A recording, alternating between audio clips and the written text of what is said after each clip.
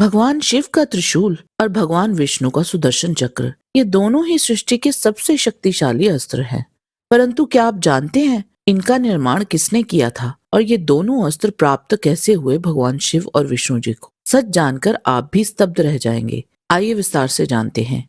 इस सृष्टि में अनेक दिव्य आयुधों की रचना हुई, परंतु यदि कोई अस्त्र स्वयं भगवान विष्णु के तेज का प्रतीक माना जाए तो वह है सुदर्शन चक्र। इसके विषय में अनेक पुराणों और महाकाव्यों में भिन्न भिन्न कथाएं प्राप्त होती हैं। प्रथम कथा रामायण एवं महाभारत आदि पर्व के अनुसार भगवान ब्रह्मा के पुत्र एवं देवताओं के दिव्य शिल्पकार विश्वकर्मा की कन्या संजना का विवाह सूर्यदेव से हुआ, परंतु सूर्य के अत्यधिक तेज के कारण संजना उनके समीप नहीं जा सकी। जब उन्होंने अपने पिता से ये दुख कहा तब विश्वकर्मा ने सूर्य का तेज कुछ कम किया। उसी शुद्ध किए हुए तेज के अंश से विश्वकर्मा ने 3 दिव्य वस्तुओं की रचना की। पहला पुष्पक विमान, दूसरा भगवान शंकर का त्रिशूल और तीसरा भगवान विष्णु का सुदर्शन चक्र।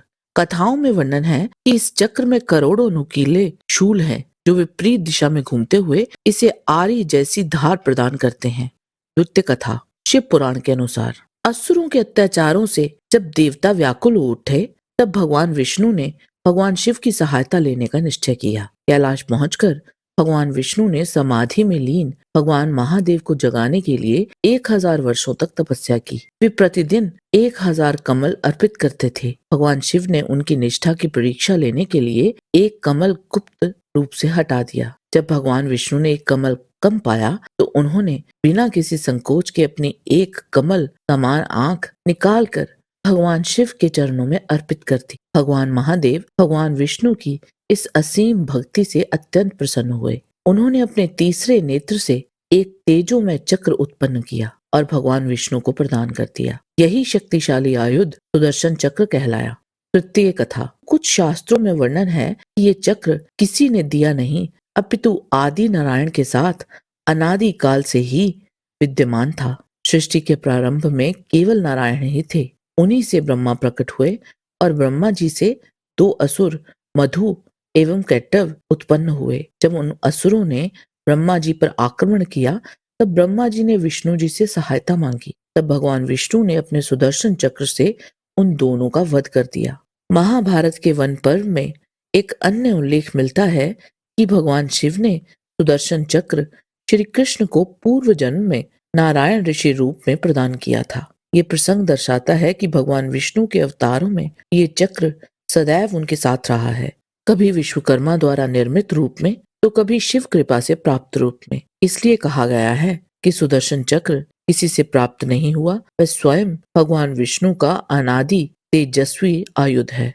आइए अब जानते हैं कि त्रिशूल का निर्माण किसने किया। त्रिशूल भगवान शिव का सबसे प्रिय अस्त्र, पवित्रता एवं शुभ कर्म का प्रतीक है।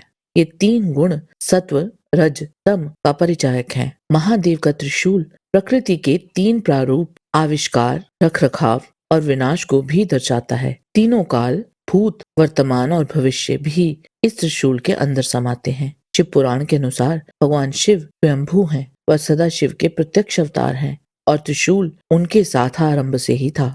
विष्णु पुराण में वही कथा है जिसमें विश्वकर्मा जी ने सूर्यदेव के तेज से त्रिशूल, सुदर्शन चक्र और पुष्पक विमान का निर्माण किया था। देवी भागवत पुराण के अनुसार आदि शक्ति ने स्वयं भगवान शिव को अपना त्रिशूल और तीसरा नेत्र प्रदान किया था। महाभारत के वन पर्व के अनुसार महादेव जो त्रिशूल धारण करते हैं उसका नाम विजय है। त्रिशूल को हमेशा भगवान शिव अपने दाहिने हाथ में धारण करते हैं।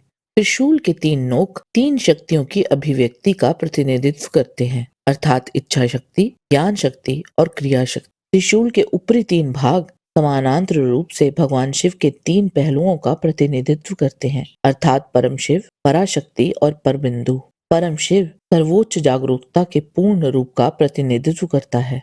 पराशक्ति भगवान शिव की शाश्वत असीम शक्ति का प्रतीक है। परबिंदु भगवान शिव और शक्ति यानी कि पार्वती की एकीकृत शक्ति का प्रकटीकरण है। जय श्री हरि, हर हर महादेव। आज के वीडियो में बस इतना ही। आशा करते हैं कि आपको हमारा ये वीडियो पसंद आया होगा। कृपया इसे लाइक और शेयर अवश्य करें। किसी भी प्रकार की त्रुटि के लिए आप सबसे क्षमा याचना करते हुए आपसे निवेदन है कि प्रेम पूर्वक परमपिता परमात्मा को मन में धारण करें और बोलें, वैदिक सनातन धर्म की सदा ही जय।